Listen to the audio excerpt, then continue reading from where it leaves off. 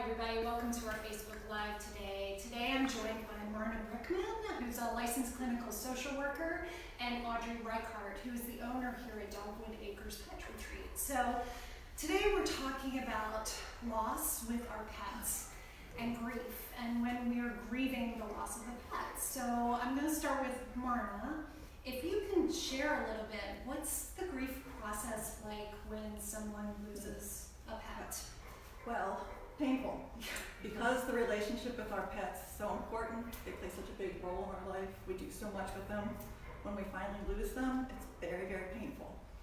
And because our society doesn't really honor grief, death, loss, bereavement as a whole, it's that much more painful when you lose your pet, to not be able to express yourself and feel understood and accepted in the grief that you're experiencing. It's really, really painful. I've noticed personally, like there are some people out there that kind of just are dismissive almost about it, like it didn't even really happen, and that has to, I would think that has to impact.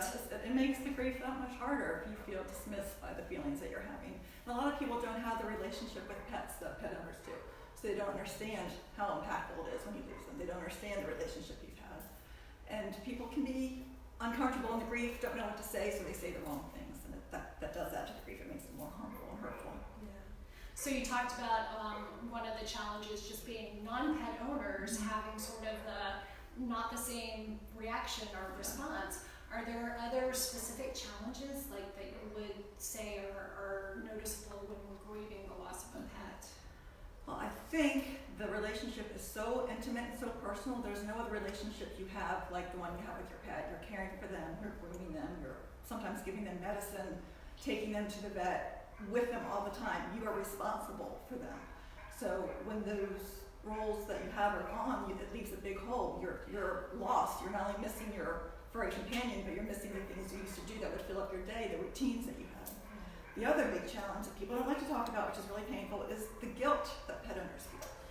Such a painful emotion, and because you're responsible for your pet, because they've been in your care, you've taken care of them for many years or few years, when they die, you feel that somehow you did something wrong, or you didn't do enough, or it's your fault. So the guilt really complicates the grief with pet loss. I would think too, with having to sometimes make the decision when they pass away, so having to put them down, that's a whole other topic. The decision to have to say goodbye to your pet, what we like to say, as painful as it is, you're there at the time when they need you the most. You companion them at the time they need you the most, if you can look at it that way. That's kind of one way to overcome the guilt that you feel by having to make that decision. It's really painful, though. It's difficult. And it's a decision more and more pet owners are having to make as pets are living longer. Mm-hmm. It's just, it is something you have to consider as part of the process sometimes. And there are a lot of ways, just like people are aging and living longer, and techniques and things that people can do to do that. Right. Yeah, I didn't think about that with our pets. It's happening the same sort of way. Wow. And you mentioned sort of the caregiver role and how that creates a void. I'm thinking, like, for example, going for a walk. Your pet and you see the same people, right, as you usually walk, and now you don't have that. Right, you miss the social aspect of when you take your pet out, either to the vet, to the grocery store, on the neighborhood walks, to the dog park. So you're missing your exercise, you're missing your socialization, you're missing your pet, you're missing your routine. When they're gone, they leave a big hole. It's a big, big hole that's left when you lose your furry family member. I think the other thing, and I'm just going to speak from personal experience, we had a dog for 13 and a half years, and she was our family pet. She was our first family pet, and I think as a family, when we had to put her down, we were shocked at how much the grief hit us. Like we had lost family members, and we actually felt more of a loss with our pet than people say that. And they're surprised by how painful it is when they lose their pet, because I've heard I miss them more than my mother. I was more upset than when my father died.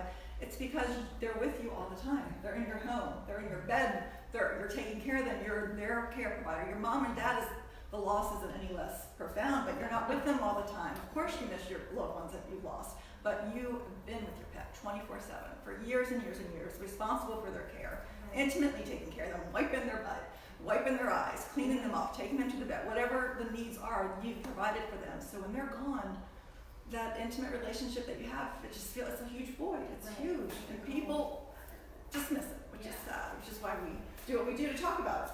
That's true. So sort of the first step then is sort of understanding that your feelings are valid and that it's a normal response normal. and the impact is And let me say, because the love is so deep, of course the pain's going to be deep. You love that pet so much. There's no way around it. And then someone said it's the price we pay for love.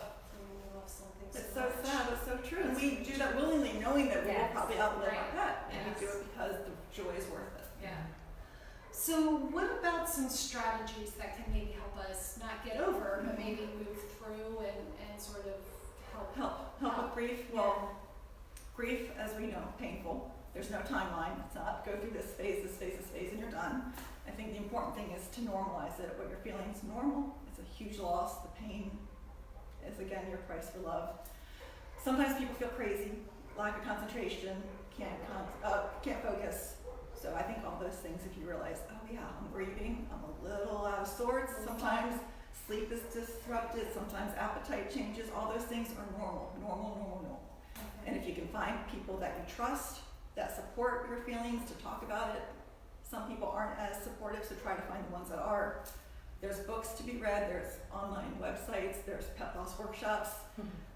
Sometimes if the grief is going on and becoming a depression, you might seek to talk to a professional. Sometimes the grief will bring on depression that lasts longer than you're comfortable, or you're not taking care of daily life activities, you're not showering, you're not getting out of bed, or the hopelessness feels overwhelming. Sometimes talk therapy is what's needed.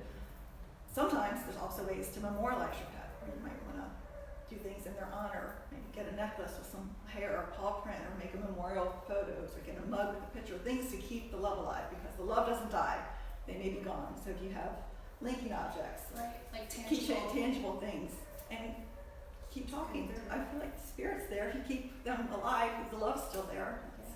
That's got to be important and weighs a lot for keeping them in your spirit, in your Yeah. thoughts, and your Yeah. daily. Yeah. So you touched on a little bit the reason why we're here is hosting a pet loss workshop. So let's talk a little bit, Audrey. How did that happen here? How did you start hosting here? Well, the idea came out, and if I remember correctly, we've been doing this a long time together. If I remember correctly, I think we approached you because we really did feel that there was a hole and we needed some help with it. But we're privileged here at Dogwood to share the lives of owners and their pets through the whole life of the pet. And so it's natural that we also share the death of the pet. And very often we're the first phone call that we get when a pet passes. Because they are reaching out to a pet community that they know really needs to be supportive, and we do, respond accordingly, and we do grieve with them, not only for them, but we also share that loss because we've been sometimes a daily part of these pets, and so we have our own relationship with these pets that we have to work through the grief process too. So we were going through this process, and although we don't like to link death with what we do here, the fact of the matter is those relationships are formed, and that is part of the relationship. And so we were looking for a way to help our community through that process. And you guys are, an amazing resource. So I think we've been doing this for about five or six years, and it's been very much appreciated by my clients. And I don't get to speak with everybody after it's a very personal thing whether they reach out to thank me or whatever. But after many months and after a long period of time, I very often hear how helpful it was when they're able to sort of and so I know it's something that's worth to continue to do. Good. So if you're just joining us, today we're talking about pet loss, and we're kind of moving towards talking about strategies and things that can help. We welcome your comments, your questions, anything that you would like to share. We're open to that dialogue. We also are moving towards, as I said, the pet loss workshop that's going to be held on February 2nd. This Sunday. And we do have a few spots left. So if you want to talk a little bit about that. The pet loss workshop is held here at Dogwood Acres. I'm sorry, I'm talking over a puppy behind us.